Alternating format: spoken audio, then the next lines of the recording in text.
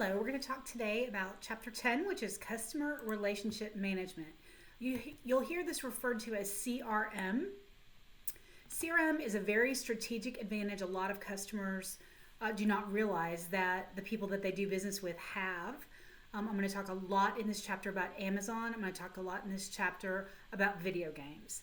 So we're going to talk about what a CRM initiative looks like, how we can calculate lifetime value, what the procedures are for putting a program together, how you can use the information that you have to make happier customers and more money. A very important thing about data security that's on your test, so we want to make sure we cover that thoroughly. And then social media, cloud, all that, how that's changed CRM. So you'll see a quick outline here of what we're going to cover. I want to start by talking to you about what CRM is. So you've probably seen something that's similar to this quote here in purple that says, finding a new customer costs 5 times as much as keeping an old customer. So going out and doing the advertising and all the things that you have to do to find a new customer that doesn't know about you and get them to actually do business with you once they've found out who you are is very costly. Having someone who already does business with you and who already knows that you give good service and have a good product is much less expensive. So CRM is about focusing on what the customer wants and making sure that your product or your service is given to them in a way that makes them very happy so that they want to come back and do business with you again.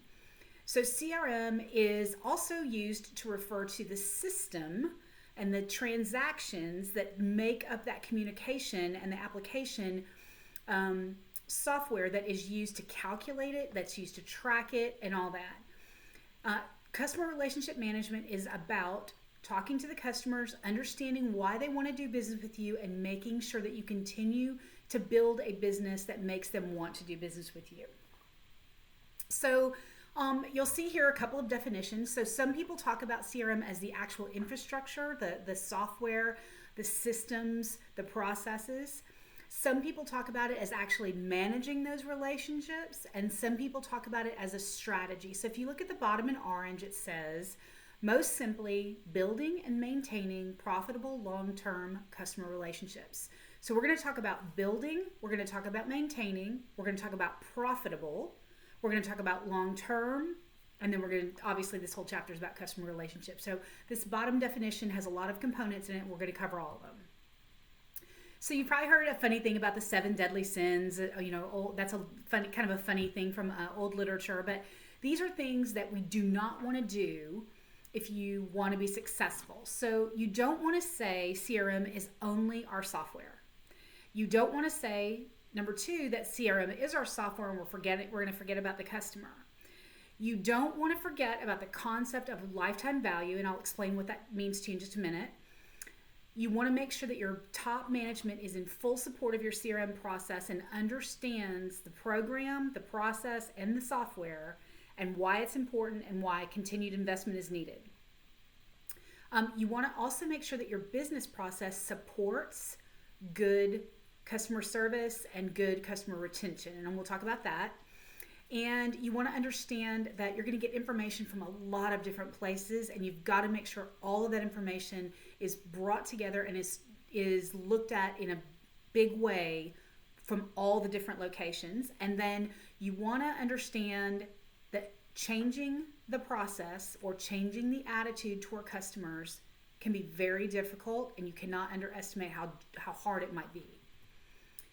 So if you're doing that was all the bad things to do. The good things to do, you want to make sure that you're prepared for cultural change. You want to make sure that you have good project management for your program, that your employees are engaged and generally are rewarded for good customer service, that you have strategies that make people want to come back and do business with you over and over and over again, that you are using the information that you're getting from your software and that you're treating your customers right, which kind of comes back to that third bullet around employee engagement. If your employees are treated right, they will generally treat your customers well. The first thing we want to talk about on slide 8 is segmenting your customers. So this is the beginning of my Amazon pitch. Amazon does not deal with people who buy baby diapers the same way that they deal with people who buy, for example, adult diapers or bifocals things that you would need if you're getting older. They look at each group of customers that they have and they target their marketing toward those customers so they can sell them other things. So, segmenting your customers is looking at the big pool of customers that you have and saying, these customers have these buying habits in common. Or we want them to have those buying habits in common. They have these characteristics in common. So if it is someone who buys baby diapers, it might be a good idea to flash up an ad on your online tool and say, are you also interested in baby blankets? Are you also interested in toys? Are you also interested in a white noise machine for your nursery, etc.? Things that people that would have a small baby would want. You do not want to go to someone most of the time, and obviously there's grandparents, there's always extenuating circumstance, but you don't want to try to market to someone who's buying baby products. You don't want to try to sell them something that you like bifocals that you need when you're in your 40s or your 50s or your 60s.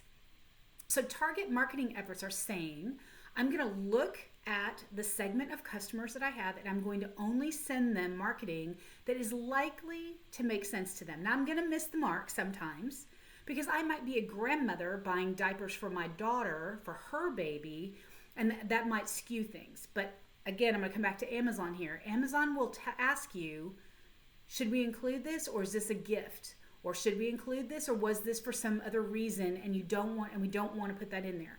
Netflix does a great job of this. YouTube does a great job of this.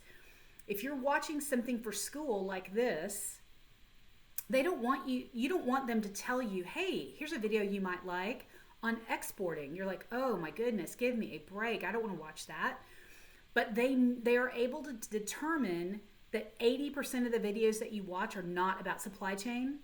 And so they're not going to target and tell you that they think you should watch this video about exports or imports because they're smart enough to know that that's a one-off. Relationship marketing and permission marketing is very important. A lot of times you now see those QR codes. Certainly during COVID, people have been using them for menus and things like that. That's the little square code, that's the dots. Relationship marketing is saying, I know that you are a shopper at Kohl's, and when I have a sale, I'm going to text you that there's 20% off, and here, use this, scan this, and it'll give you a coupon. Something like that. And it also gives people the ability to opt in and say, yes, continue to send them to me, or opt out and say, stop, I don't want you to communicate with me this way anymore. Cross-selling is what I just talked about. So an email from Amazon, or when you log into Amazon, if it says, rate this book. Oh, you gave this book 5 stars. If you liked that book, you'll probably like this book. If you watched this movie on Netflix and gave it 5 stars, you'll probably like this series. Those are cross-selling. Predicting customer behavior is looking at all the things, the way that they've rated them, or what the things that they've purchased are, and figuring out what are they likely to buy or likely to want to buy if we tell them about it. That's what predicting customer behavior is about. Customer defection is about somebody used to do business with you and they don't do business with you anymore. So this is a huge thing amongst the cell phone companies. If you have a Verizon phone and you defect to AT&T, they lose your business. That process is called churn. Churn is, I had 100 customers, I got 5 new customers, but 4 customers left and went to AT&T, so I'm only really up 1 customer. I'm only up to 101. Customer value determination is very interesting, and it also customer lifetime value, the same thing. So if you're a woman, you probably get your hair cut on some kind of a schedule. But if you're a man and you wear your hair relatively short, you probably get your hair cut more often because you need it cut every 4 weeks, every 6 weeks.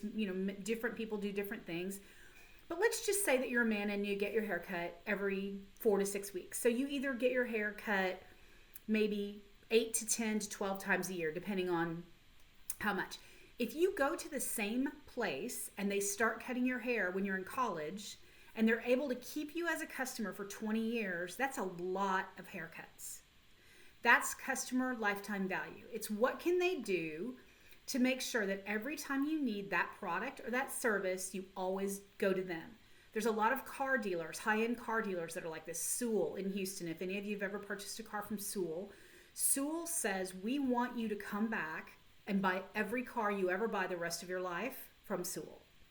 And that's the customer lifetime value. That's a purchase you don't make often, but they know it's competitive. And so they say you might only buy a car every 4 or 6 or 10 years, but we don't care. Whenever you buy a car, we want you to come here. That's customer lifetime value, is figuring out how much that's worth.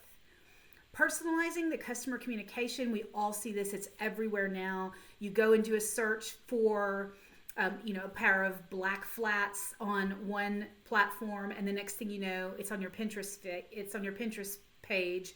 Here's 6 different brands of black flats. So all these things are very sophisticated now. Event-based marketing is on your test, and it's basically saying, hey, welcome to our website, John Doe. When is your birthday? Your birthday is October 5th. Okay. In September, they're going to send you something that says, hey, we know your birthday's coming. Here's a coupon. Come do business with us. If any of you shop at Kendra Scott or some of the other kind of jewelry stores, they're very good at capturing this information and sending you something. Or they're good at sending you something saying it's Mother's Day. If you come in and buy these 2 things, we'll give you this other thing for free. So event-based marketing is about knowing who the customer is and what events are happening in their life that might trigger a purchase, and marketing to them based on that information. You do not need to know this, but this is, if you are interested to do it, how you can figure out what customer lifetime value is with a math equation, but you don't need to know how to do that. All right, SFA is called Salesforce Automation. Excuse me. Salesforce automation is how people in the field that are selling give the information to the supply chain so that they know how many people they need to fulfill a service or how many people they need to build a product.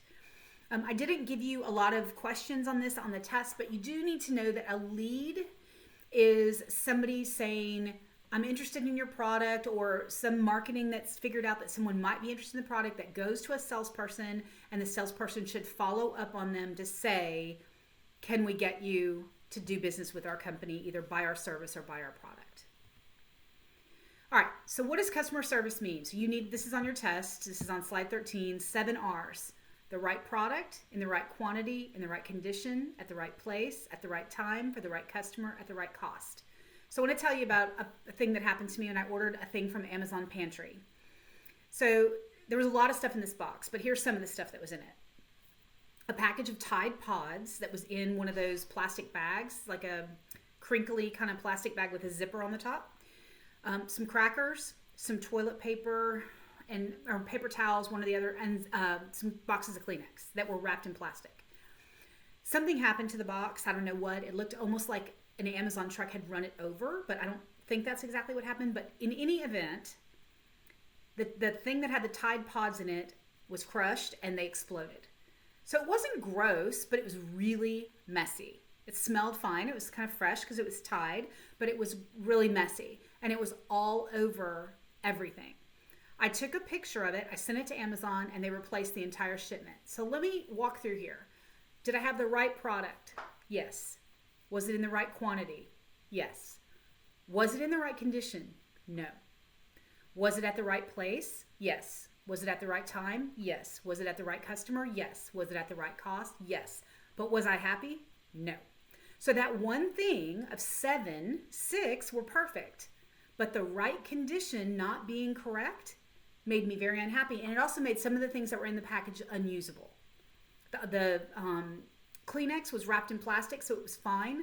But the crackers, all the box was all caked up with liquid detergent. I couldn't eat the crackers. They were yucky. So you need to look at your performance measures have to be built around all of these, because if 6 are right and 1 is wrong, or 5 and 2, whatever the numbers are, the customer's not going to be happy. So this should make sense to you. Pre-transactions are things that happen before. Pre means before the sale. Like, we're going to set up our customer service policies, explain how we take returns, price things, etc. Transaction elements are what happens to actually make the sale. How do I process the order? How do I make sure that there's the right stock in the right place to get it to you, etc. Post-transaction are things like something broke, something had to be replaced. When I called and I had that complaint about my box, how they resolved it, how they got my returns, they didn't ask me to return any of the stuff that was covered in detergent. They just told me to throw it away. But all that. So pre is before, transaction elements are the actual sale, and post transactions are after. Every one of us has picked up the phone and called a phone number or used a chat and someone at a call center has answered. We all should know about this. They are definitely viewed as a source of revenue. When you call one of those places, those people are trained to try to sell you something else or get you to upgrade what you already have. All right, measuring customer satisfaction. We're going to talk about a couple of different things that you can do, but you'll see almost every kind of company you do business with now asks you for some kind of survey or some kind of feedback, asks you to give it 5 stars, whatever it may be, to get the customer satisfaction correct. This says website surveys often don't ask the proper questions. Very true. Think about how they could have completely missed the mark with that Amazon order. They could have said, was your order on time? Yes. Did everything come in the quantity that you ordered? Yes. How did you think our pricing was? Great. All the questions they could have asked me and I still would have said this was a terrible order and half the stuff in it I couldn't use. So right condition was a big deal with this one. All right, so how to create a CRM plan. We're kind of switching gears here now on slide 17. How do we create a CRM plan? You need to set up what are we trying to accomplish. We need to make sure it fits in with what the corporation is trying to accomplish. You need to assess what software you're going to need, or some people write it themselves. You need to figure out, are you going to connect to existing software or are you going to replace existing software? How many people is it going to take to run this program and to maintain all of the software? And what's the cost? And what's the reasonable time frame to get all this implemented? So you want to get the people who are going to have it be part of their job involved in this at the very beginning if it's possible. The people that are in the call center or that are talking to the customers face-to-face usually know what the issues are more than anyone else. And so if you can get them involved in the beginning, you're usually much better off and it's quicker to get the entire project implemented. So you want to make sure that you have the right software. There's a whole bunch of ways here that you can do this. I didn't put this on your test, but you should just check this over. And then you need to figure out what is the IT implication of all of this. That's outside the scope of this course, but there's going to be a lot of things that you're going to need help with from an IT standpoint to make sure that all your applications work with all your other applications and that there's a place to warehouse that data so that you have everything in one place.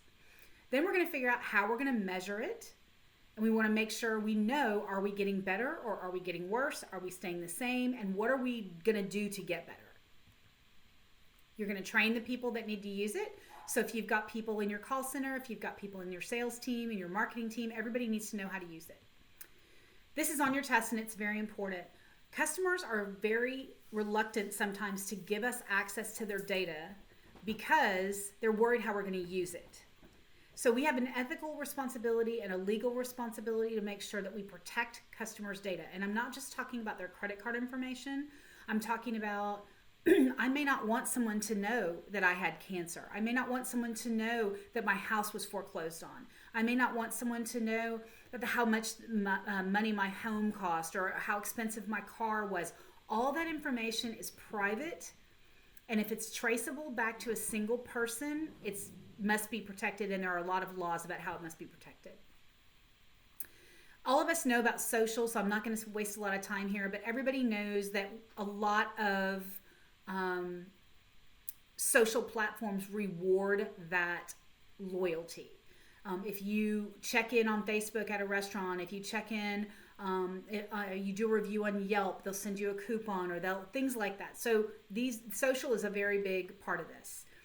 Also, as now software as a service, this second bullet, as the cloud has become pretty much everywhere used in the CRM software platform, it's much more common now to just buy the software that you're going to use and have it run in the cloud than having it installed in your own data center, and it's a lot less expensive generally.